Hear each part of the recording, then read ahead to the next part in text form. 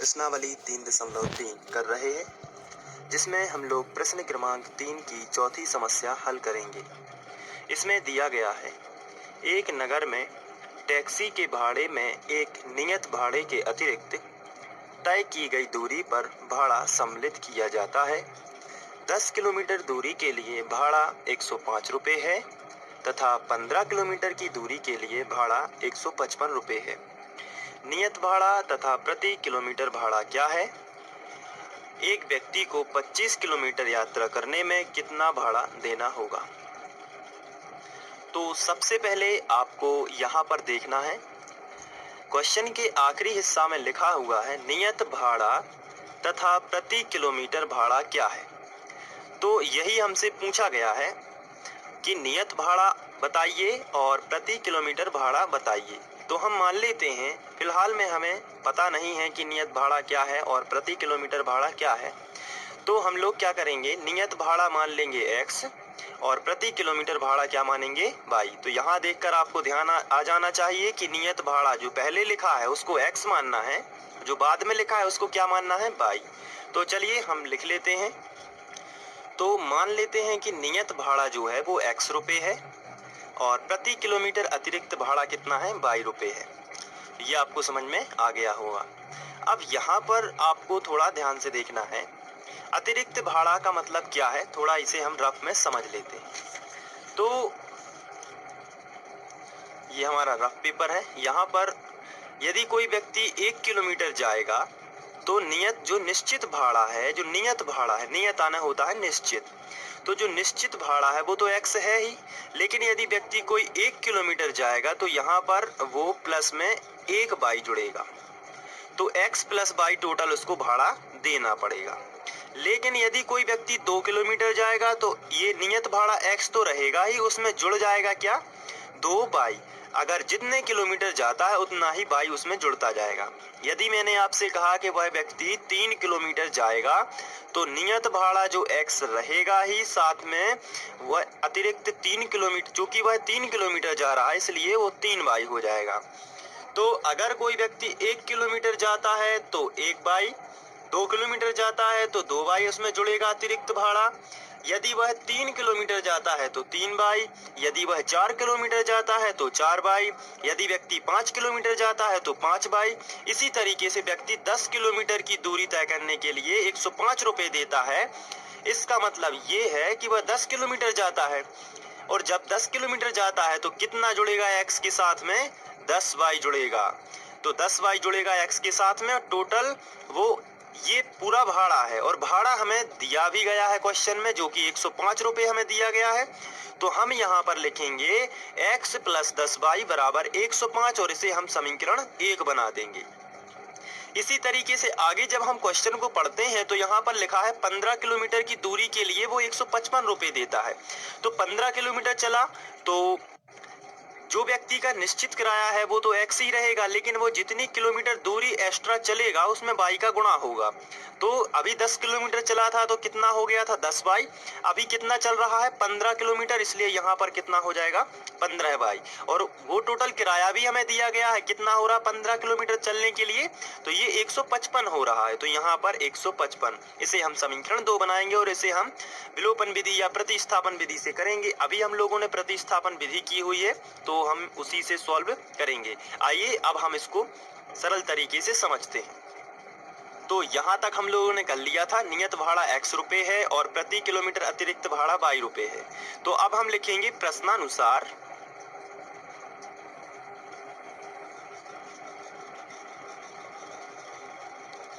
और प्रश्नानुसार में हमें लिखना है फर्स्ट शर्त।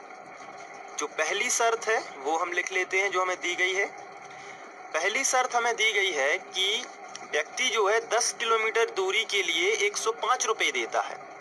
तो इसी से हम इसको सॉल्व करेंगे। तो आइए करते हैं।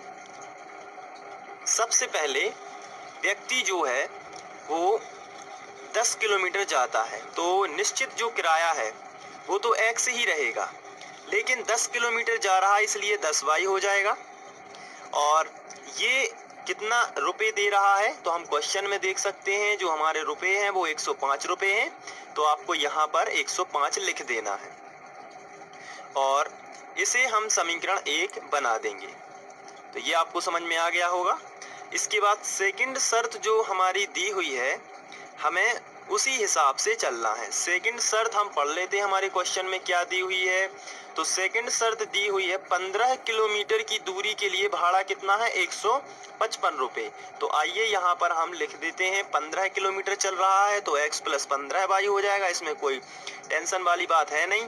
और ये 155 रुपये हमें क्या कर रहा है, वो भाड़ा दे रहा है। तो यहाँ पर हम इसे समीकरण 2 बना ले। एक बार चेक कर लेते हैं 155 ही है क्या। तो यहाँ पर हाँ 155 ही है भाड़ा। तो हमने इसे समीकरण 1 और समीकरण 2 अब बना दिया है। अब हम इसे प्रतिस्थापन विधि से हल करने वाले हैं। तो प्रतिस्थापन विधि मैं पहले भी आपको बता चुका हूं। जिन बच्चों ने अभी तक प्रतिस्थापन विधि नहीं देखी है तो प्लीज पहले वो प्रतिस्थापन विधि सीख लें, जो कि मैंने 3.3 में ही कराई हुई है। और आप फ्री ऑनलाइन कोचिंग की प्लेलिस्ट पर जाइए, वहां से आप इसको देख सकते हैं। तो चलिए अब हम लोग प्रतिस्थापन विधि करेंगे। तो प्रतिस्थापन विधि समीकरण 1 से शुरू होती है। तो हम लिखेंगे समीकरण 1 से। समीकरण 1 को पूरा लिखना है सबसे पहले, तो जो कि है x प्लस 10y बराबर 105। x प्लस 10y बराबर 105। इसके बाद हमें यहाँ से x का मान निकालना है, इसलिए 10y का पक्षांतर हम इस तरफ कर देंगे। तो x बराबर के इस तरफ ले जाएंगे 10y को। तो यहाँ पर x इसको हमने लिखना नहीं है क्योंकि हम इसको इस तरफ ले जा रहे हैं। तो हम बराबर लगाएंगे और फिर बराबर के बाद जितना लिखा है उसको हम ज्यों का त्यों लिखेंगे।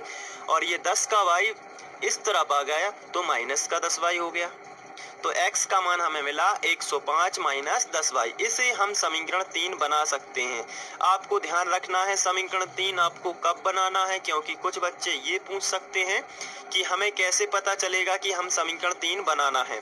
तो उसका सीधा और सिंपल आंसर ये है कि जब यहाँ पर x अकेला हो जाए तब आपको समझ जाना है कि ये समीकरण 3, x का मान जैसे ही इस तरफ आता है तो हम समीकरण 3 बनाएंगे। अब ये जो x का मान है 105 माइनस 10y, ये पूरा का पूरा जो है हम समीकरण 2 में रखेंगे। तो चलिए लिखते हैं x का मान समीकरण 2 में रखने पर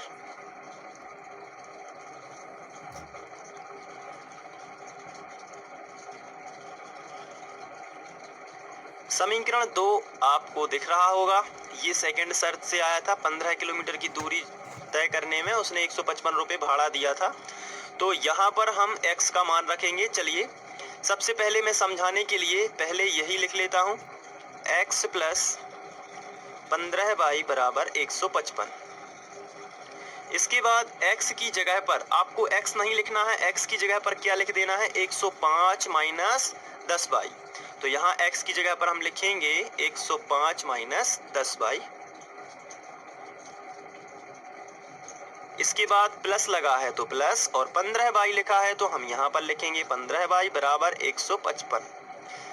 अब हम लोग यहाँ से y एक तरफ कर लेंगे और संख्या एक तरफ करेंगे। तो यहाँ पर 10y धन 15y बराबर 155, ये पहले से ही था। अब 105 जो है यहाँ इसके आगे कोई भी चिन्ह नहीं लगा है तो ये प्लस का माना जाता है, और प्लस की संख्या का पक्षांतर हम इस तरफ करेंगे तो ये माइनस का 105 हो जाएगा। आप यहाँ पक्षांतर भी लिख सकते हैं इतने एरिया में। इसके बाद हम इसको जोड़ना घटाना कर लेंगे। माइनस का 10y है और प्लस का 15y है, तो प्लस का ज्यादा है और कितना ज्यादा है, 5y ज्यादा है। यहाँ पर 155 में से हमें 105 घटाना है तो ये आएगा 50। तो यहाँ पर हम लिखेंगे 50। अब y का मान चाहिए है इसलिए हम गुणा वाली संख्या को बटे में करेंगे। तो y बराबर आएगा 50 बटे 5। अब ये जो गुणा में है इसलिए ये भाग में ही आता है, आपको ध्यान रखना है। अब यहाँ से 5 धाम 50 हो जाता है तो यहाँ पर आएगा 10। तो ये y का मान आया है। जैसे ही y का मान आए आप इसे ब्रैकेट में लिखेंगे। अब ये जो y का मान है आप यहाँ पर यदि समीकरण 3 में रख देते हैं तो x का मान मिल जाएगा आपको। तो चलिए लिखते हैं y का मान समीकरण 3 में रखने पर।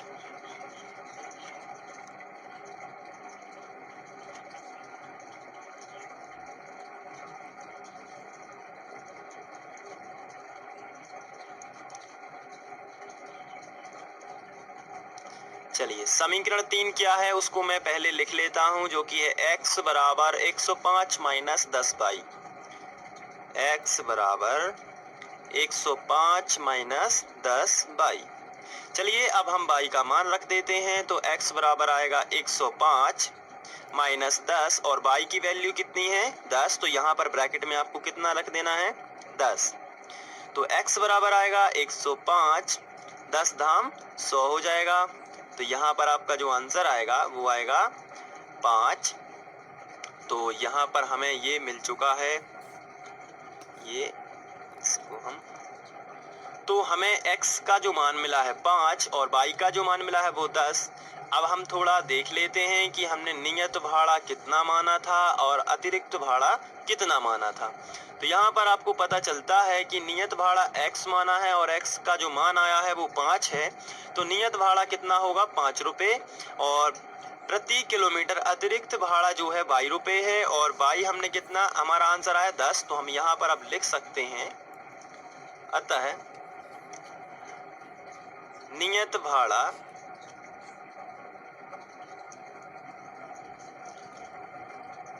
इस तरीके से, नियत भाड़ा 5 रुपये और प्रति किलोमीटर अतिरिक्त भाड़ा हो जाएगा 10 रुपये। लेकिन यहाँ पर हमारी जो समस्या हमें दी हुई थी वो खत्म नहीं हुई है, क्योंकि इसके अलावा भी हमसे पूछा गया है। आइए क्वेश्चन पर चलते हैं। यहाँ पर हमें दिया गया था कि 25 किलोमीटर यात्रा करने में कितना भाड़ा लगेगा। तो बहुत ही सिंपल है, आप यहाँ पर थोड़ा सा लिख सकते हैं कि 25 किलोमीटर के लिए नियत जो भाड़ा है यहाँ पर लिखना है 25 किलोमीटर के लिए, थोड़ा सा आपको अलग से कर देना है उसी में। 25 किलोमीटर के लिए x तो रहेगा ही नियत भाड़ा, साथ ही साथ कितने किलोमीटर चल रहे हैं, तो आंसर है 25 किलोमीटर चल रहे हैं, तो 25 बाई हो जाएगा और यही नियत भाड़ा रहेगा। तो इसको निकाल लेते हैं, x का मान हमें पता है और y का मान भी हमें पता है, तो हम 25 किलोमीटर के लिए भाड़ा निकाल सकते हैं। x का मान हमारे पास है 5, तो हम यहाँ पर x की जगह पर कितना लिख देंगे 5 प्लस 25 पहले से ही था और y का मान हमारे पास है 10। तो चलिए इसको सॉल्व करेंगे, तो 5 प्लस 25 और ये हो जाएगा 250 और इन दोनों को जोड़ने से हो जाएगा 255। तो 255 रुपये जो होगा वो 25 किलोमीटर के लिए होगा। आशा करता हूं कि आप लोग ये क्वेश्चन समझ चुके होंगे। यदि आपको पसंद आया है तो आप लाइक करिए और